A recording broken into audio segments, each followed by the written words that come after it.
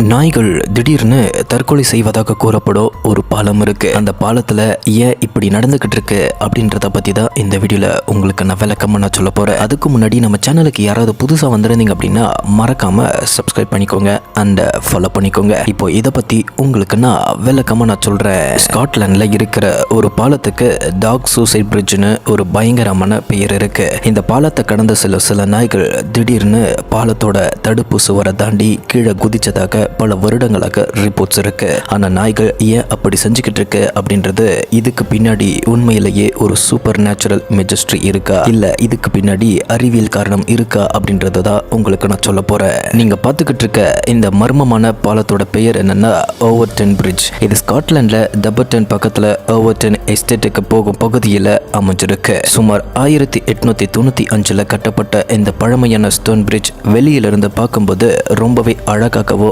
அமைதியாகவோ தெரியும். ஆனா இந்த பாலம் பிரபலமானது அதனோட அழகுக்காக கிடையாது. இங்க நாய்கள் திடீர்னு கீழே விழுந்ததாக கூறப்படும் சம்பவங்களுக்காக தான். 1950 இருந்து இந்த பகுதியில் நாய்கள் பாலத்தோட பேராபெட்டை தாண்டி கீழே விழுந்ததாக பல ரிப்போர்ட்ஸ் வெளியாகி இருக்கு. சில அக்கௌண்ட்ஸ்ல நூற்றுக்கணக்கான நாய்கள் இப்படி குதித்ததாக கூறப்படுது. சில நாய்கள் கீழே விழுந்து உயிரிழந்ததாகவோ சில நாய்கள் பலத்த காயங்களுடன் உயிர் தப்பியதாகவோ ரிப்போர்ட்ஸ் இருக்கு. அதுல இன்னும் விசித்திரமான விஷயம் என்னன்னா பல சம்பவங்கள் பாலத்தோட குறிப்பிட்ட ஒரு பகுதியில் நடந்ததாக கூறப்படுது. சில டாக் ஓனர்ஸ் என்ன சொல்றாங்க அப்படின்னா அவங்களுடைய நாய் திடீர்னு ஏதோ ஒன்ன கவனிப்பது போல பார்த்துட்டு அடுத்த நொடியிலேயே வேகமாக ஓடி கீழே குதிச்சிருக்கா. இதனாலதான் இந்த பாலத்துக்கு டாக் சூசைட் பிரிட்ஜ்னு ஒரு கிரீப்பி நிக் நேம் வந்திருக்குன்னு சொல்லலாம்.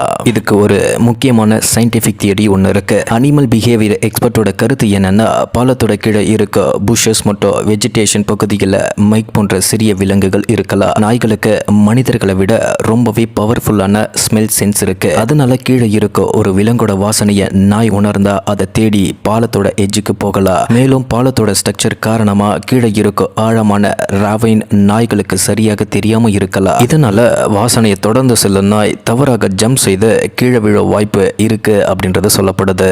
ஆனா இந்த இடத்தை சுத்தி ஒரு சூப்பர் நேச்சுரல் லெஜெண்டும் இருக்கு. ஒயிட் லேடி ஆஃப் ஓவர்டன் அப்படின்னு சொல்லக்கூடிய ஒரு பெண்ணோட ஆவி அங்க இருப்பதாக சில நம்புறாங்க. அந்த ஆவிதான் நாய்களை பாலத்தோட விளிம்பு நோக்கி இருக்குது அப்படின்னு சொல்லிட்டு சில லோக்கல் லெஜெண்ட் சொல்லியிருந்தாங்க. ஆனா முக்கியமா இதுக்கு எந்த சயின்டிபிக் எவிடன்ஸும் கிடையாது அப்படின்றத சொல்லணும். கடைசியா அப்படின்னா இந்த ஓவர்டன் பிரிட்ஜ் உண்மையிலேயே ஆண்டடா அப்படின்றத கேட்டீங்கன்னா அதுக்கு உறுதியான ஆதாரம் கிடையாது. அதனாலதான் ஸ்காட்லாண்ட்ல அமைதியக்கன் இருக்கும் இந்த பழைய பாலம் இன்னைக்கு உலகத்துல ரொம்பவே கிரீப்பி மற்றும் மெஜஸ்டிஸ் பிளேஸ்ல ஒன்றாக பேசப்பட்டு வந்துகிட்டு இருக்கு.